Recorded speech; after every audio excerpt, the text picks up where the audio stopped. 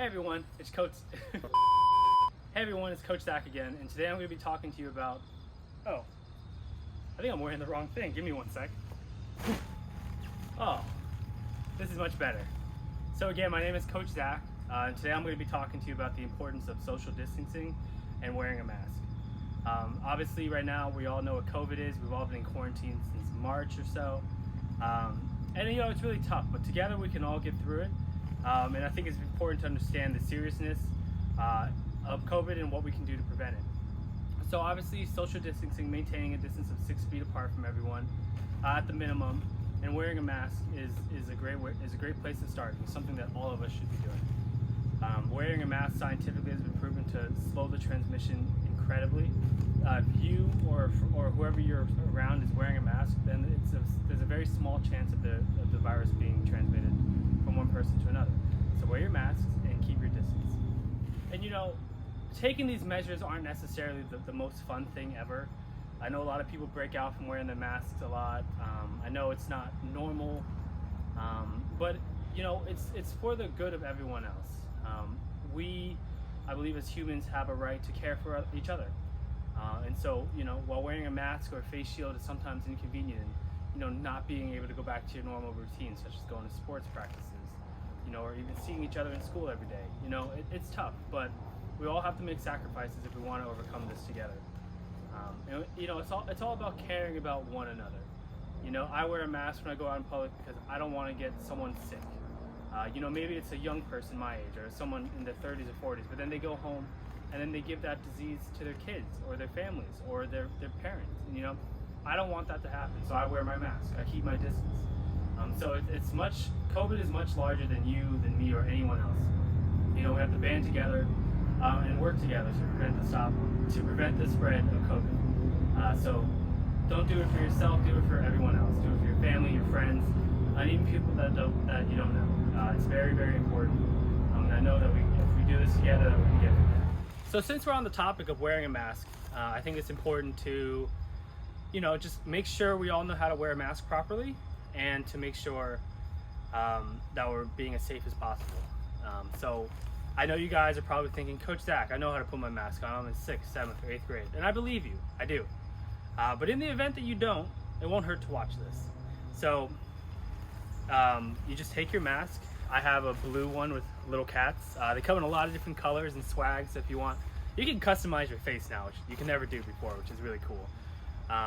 But so you just grab this, take it by the string, put it around one ear, put it around the other, and strap it in. Make sure that your chin is covered all the way up to your nose. This is proper usage of a mask. I see a lot of people at grocery stores walking around who uncover their nose so that they can breathe better. You know, which is like not great because it defeats the point of wearing a mask. If you do this, you know, your air, germs, bacteria is able to spread through your nose and out onto someone else, so it defeats the point of a mask. So make sure you keep it above your nose. I also see a lot of people at grocery stores and also walking around like this.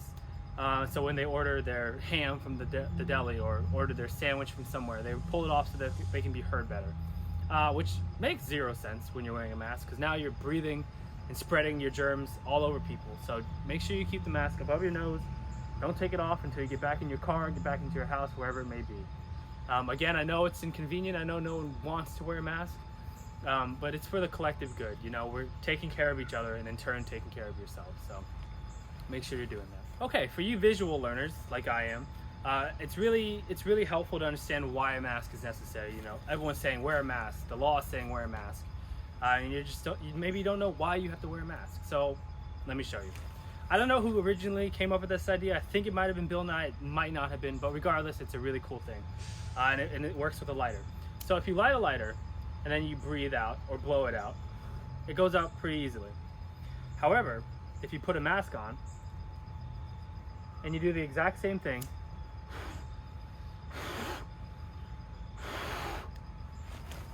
the light doesn't go out. So again, without a mask on, very easy to go out. With a mask on, I can blow as hard as I want. It doesn't go out because the mask covers your mouth and your nose, so no air is able to get out of your Mouth, which means you can't spread the germs, which means that the disease most likely will not be able to be transferred from you to someone else. So if everyone just wears their mask and does their part, we can help prevent the spread of COVID.